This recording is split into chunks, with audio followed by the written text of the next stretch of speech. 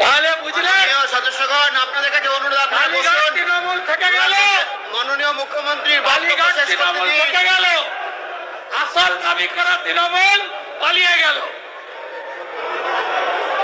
কালীঘাট তৃণমূল থেকে গেল আর আসল তৃণমূল দাবি করা পালিয়ে গেল।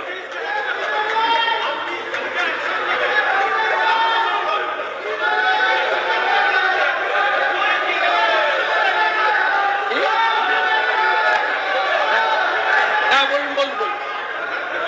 মাইকটা যাবে, মাইকটা মাঠে।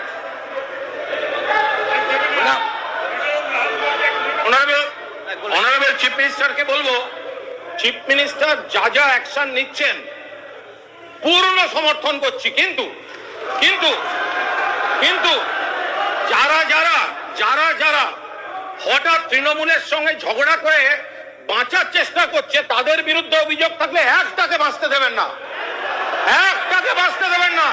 আর আপনারা আপনারা আপনারা আপনারা যেটা নারী নির্যাতন বলছে, ঠিক আছে, নারী নির্যাতন বলছে, অনেক টাইম হয়ে গেছে। একটা রেপ।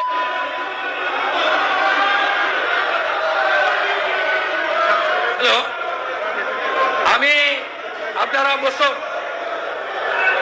মাত্র মাত্র 1.5 মাস, মাত্র 1.5 মাসে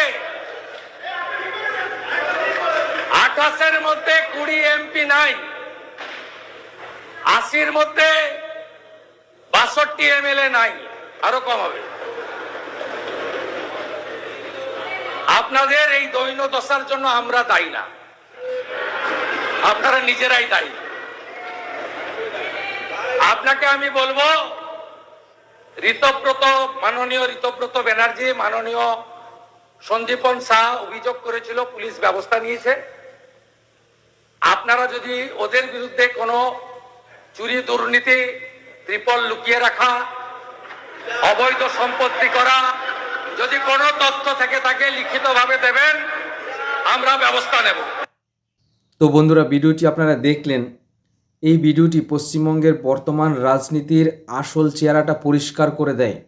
বিধানসভার ভেতরে কি ঘটল, শুভেন্দু অধিকারী মহাশয় যখনই কোনো বড় সত্য সামনে আনতে চাইলেন তখনই তৃণমূলের সদস্যরা ময়দান ছেড়ে পালাচ্ছে।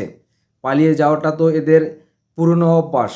যখনই কোনো কঠিন প্রশ্নের মুখোমুখি হতে হয় তখনই এই দলের নেতারা পেছনের দরজা দিয়ে কেটে পড়ে। বন্ধুরা, আজ আমি আলোচনা করব কেন সাধারণ মানুষের প্রশ্নের উত্তর দিতে এই সমস্ত তৃণমূলের নেতারা ভয় পাচ্ছে। পুরো ভিডিওটি শেষ পর্যন্ত দেখুন। বন্ধুরা, বিধানসভা হলো গণতন্ত্রের মন্দির। সেইখানে দাঁড়িয়ে তৃণমূলের নেতারা যখন আলোচনা ছেড়ে চলে যায় তখন বুঝতে হবে ডাল মে কুচ কালা হ্যায়। শুভেন্দুবাবু যখনই কোনো জ্বলন্ত ইস্যু নিয়ে কথা বলেন তখনই কেন তৃণমূলের গায়ে ফোস্কা পড়ে, কারণ তারা জানে শুভেন্দু অধিকারীর কাছে যে সমস্ত তথ্য আর প্রমাণ আছে তার কোনো জবাব এই সমস্ত তৃণমূল নেতাদের কাছে নেই। অতীতের দিকে তাকিয়ে দেখুন, সারদা, নারদা, শিক্ষক নিয়োগ, দুর্নীতি, কয়লা পাচার, যখনই কোনো বড় কেলেঙ্কারি সামনে এসছে এরা সবসময় রাজনৈতিক প্রতিহিংসা বলে চিৎকার করেছে। অথচ আদালতের নির্দেশে যখন একের পর এক বড় বড় মন্ত্রী জেলে গেলেন তখন কিন্তু এই সমস্ত তৃণমূলের নেতারা কোনো কথা বলেনি। আজ বিধানসভাতেও ঠিক একই দৃশ্যের পুনরাবৃত্তি আমরা দেখতে পেলাম। বন্ধুরা, তৃণমূল যখন ক্ষমতায় এসেছিল তখন স্লোগান ছিল পরিবর্তনের, কিন্তু গত কয়েক বছরে বাংলার সাধারণ মানুষ কি পেল? যোগ্য প্রার্থীরা বছরের পর বছর রোদ্রে পুড়ে বৃষ্টিতে ভিজে রাস্তায় বসে কাঁদলো, আর টাকার বিনিময়ে অযোগ্যদের চাকরি দেওয়া হলো। বাংলার যুব সমাজকে কাজের জন্য পরিযায়ী শ্রমিক হিসেবে ভিন্ন রাজ্যে পাড়ি দিতে হয়েছে। সিন্ডিকেট রাজ, তোলাবাজি আর কাটমানি কালচার আজ বাংলার প্রতিটি কোনায় কোনায় ঢুকে গেছে।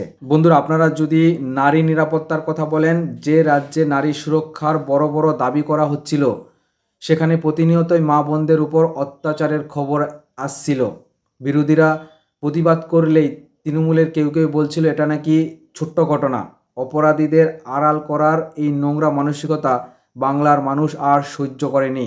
সেই কারণেই তৃণমূল পুরোপুরিভাবে মুছে গেছে।